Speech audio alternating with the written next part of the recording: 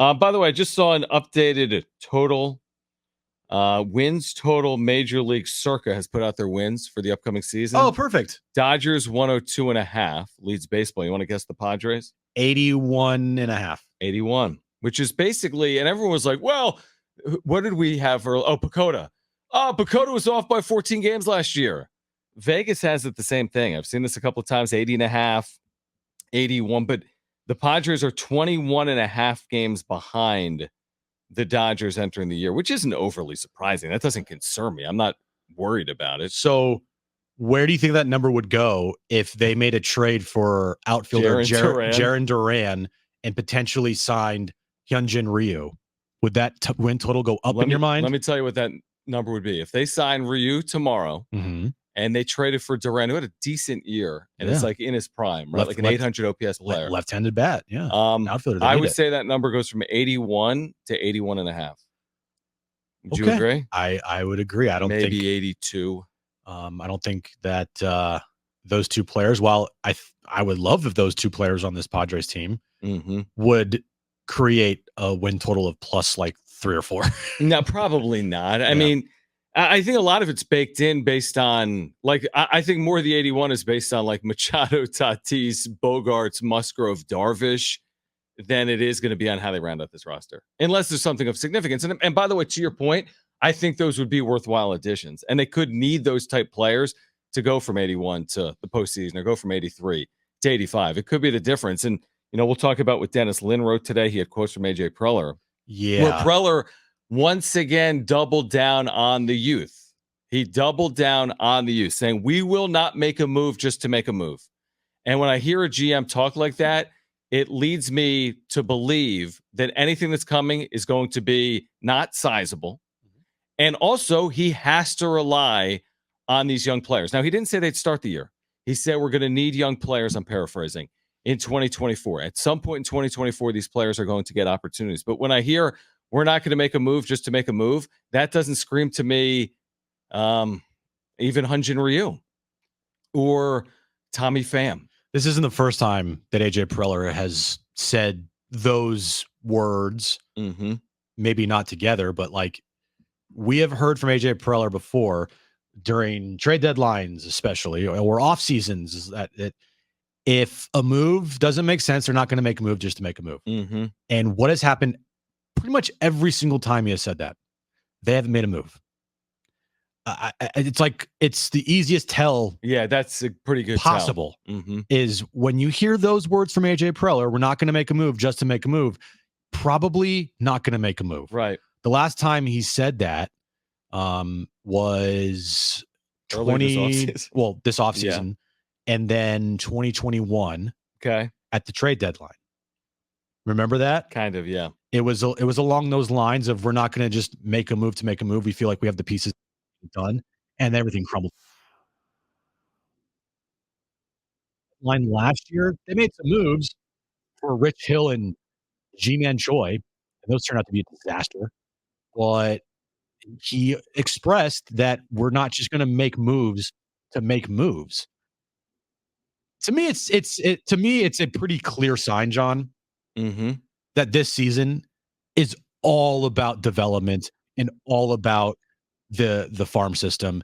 And if they can get something out of the young guys, that's a bonus. And hopefully you get the star players on this team performing at the star levels. And like we said yesterday, the perfect scenario of star players performing with the young talent emerging and showing, flashes here and there, and then hopefully one or two of these players actually hitting and mesh that all together. Then hopefully that results in they get into the postseason somehow. Two lines here to Dennis that are both like tells, as you said. If we don't find something we line up on, we're not just going to try to make a move to make a move. He went on to say, we're always looking to improve, but we're not just going to force something just to make a move, which honestly also speaks to this. They feel these outside pressures around them. They understand that, like, you would think you'd be making a move this time of year. 36 players on your 40-man, 2 players on your 40-man that are outfielders, an incomplete roster. You don't have starting pitching at the back of the rotation. You literally don't have outfielders because you have 2. You have to have 3. Newsflash. Um, so I think they sense that, like, what makes the most sense is to do something, but I mean, there's 2 factors at play. They don't have money, Nope. and the free agent pool of players beyond the top tier after the Snells and after the Bellingers is not great. It's so like, okay, we're gonna go reach for Pham. We're gonna pay him more than we want to. We're gonna go reach for Michael Lorenzen, the starting pitcher. We're gonna go pay him more than we want to, or we can see what we have here and we can figure it out in March or once the season gets going. That's what it's reading to me like. Yeah. Do we want to have stopgaps and prevent maybe some spots for young players that we believe could contribute for this team and would be cost effective in a huge way? I don't know if they want to do that. I don't know if they can do that, like you said. Right. And is it the right move? Well, we're going to find out.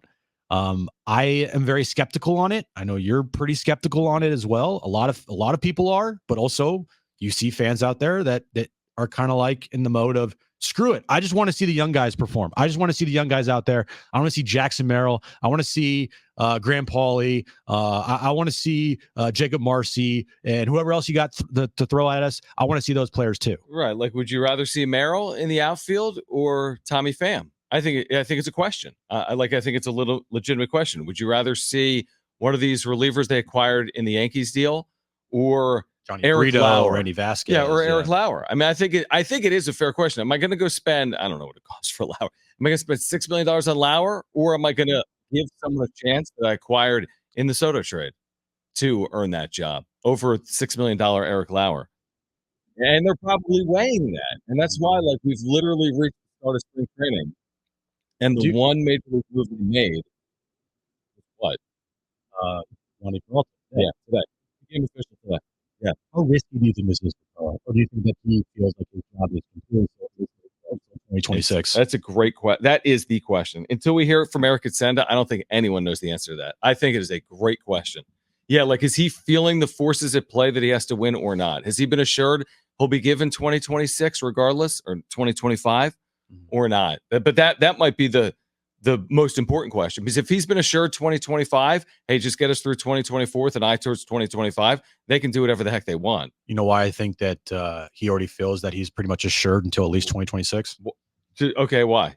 That's when his contract ends at the end of 26, right? I think so. Okay. So 3 seasons. Yeah, because they signed Schilt to a 2-year deal, and it was very weird because it didn't line up with Preller. So it didn't, or did it line up with Preller? No, it didn't. Okay. I think it's pretty much assured that he's going to be here because they're going with the youth movement. If there was pressure on him to win now, I think they would have made more moves, or at least they would have done something. Well, they might have said, hey, here's the deal. You had a $250 million payroll last year. You're going to have a 175 this year. So because we're not giving you the resources, you got to develop these young players, but we'll give you 2025. So as opposed to giving you another $25 million to spend, you don't have it. Go develop these players properly and go win in 2025. Because what general manager in their right mind, if they are like firmly on a hot seat, right, would say, you know what? We're good. Right. Yeah, and when the projections say 79.7 wins and Vegas says 81 wins, and you have 2 outfielders on your 40-man, and just hold the line. Yeah, we're good. Stay the course. We're gonna bring up a 20-year-old who never has played this position before. We're gonna put him on the outfield. We're good. Okay.